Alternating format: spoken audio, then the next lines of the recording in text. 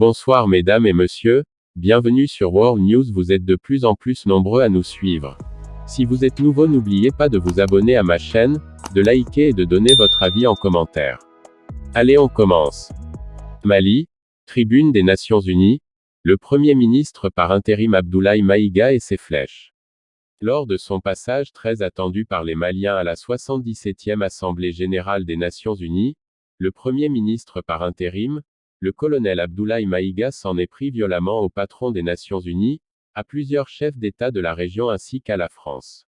Le Premier ministre par intérim était attendu le 24 septembre dernier pour son allocution lors de la 7e Assemblée générale des Nations Unies. Pour rappel, en 2021 le Premier ministre Choguel Kokala Maïga avait délivré un discours apprécié par l'opinion publique. Cette sortie était attendue de même de sa part, lui qui a l'habitude des répliques.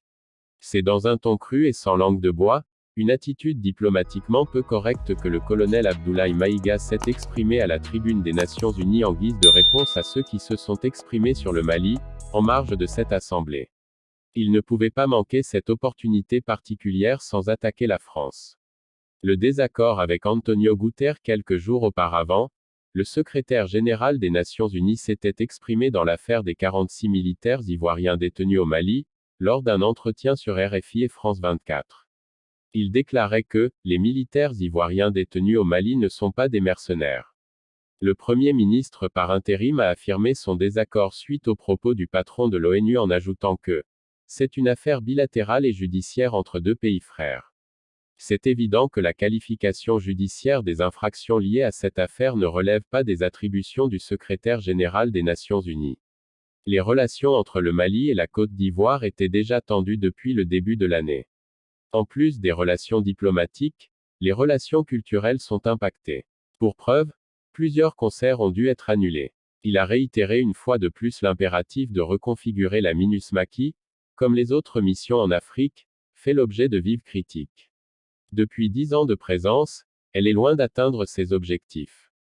Certains chefs d'État de la région n'ont pas été épargnés en marge de l'Assemblée générale des Nations Unies. Le président bissau-guinéen, président en exercice de la CEDEAO Umaru Sissoko Embalo a affirmé qu'à la place des autorités maliennes, il aurait relâché les 46 militaires ivoiriens après la déclaration d'Antonio Guterres. Il a accusé le président Embalo de mimer Guterres et affirme que le secrétaire général des Nations Unies n'est pas un chef d'État et le président en exercice de la CEDEAO n'est pas un fonctionnaire et par conséquent, il serait indiqué qu'il ne banalise pas la CEDEAO. Une manière plus courtoise de lui demander de ne pas prendre à la légère la charge de président en exercice de la CEDEAO. Il a été plus virulent quant au président Bazoum qui ne manque pas de critiquer les autorités maliennes de transition. Lors de sa dernière sortie médiatique, le président du Niger a jugé l'affaire des 46 militaires d'absurde, et a estimé que le président Ouattara a été payé par l'ingratitude car il a grandement œuvré pour la levée des sanctions de la CEDEAO. Si les autorités de transition n'ont officiellement jamais répondu aux propos du président Bazoum, la tribune de l'ONU ne demeurait pas moins l'occasion parfaite. Pour le Premier ministre par intérim, le Mali ne va pas se rabaisser au même niveau de Bazoum. Il va jusqu'à mettre en doute l'identité du président nigérien en le traitant de « l'étranger qui se réclame du Niger ». Contrairement aux deux chefs d'État, le colonel Maïga a été moins discourtois à l'endroit du président ivoirien Alassane Ouattara.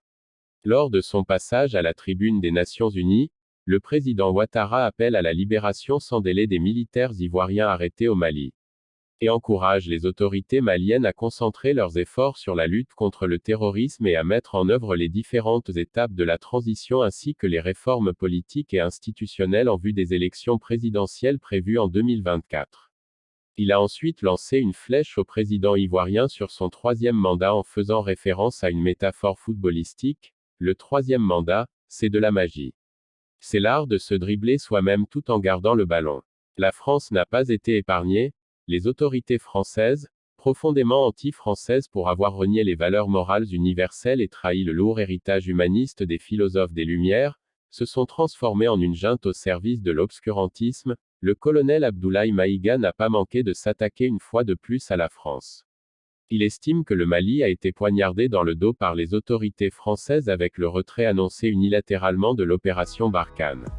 Le mot « junte » pour qualifier les autorités françaises, a été utilisé en guise de réponse à ce même terme employé par les autorités et médias français à l'égard des autorités maliennes. Accusant les agissements français de « pratiques néocoloniales, condescendantes, paternalistes et revanchardes », il s'est exprimé sur la violation de l'espace aérien du Mali par les vecteurs aériens français et la nécessité de donner suite à la requête du Mali, celle d'un conseil d'urgence afin d'apporter les preuves que la France soutiendrait des terroristes.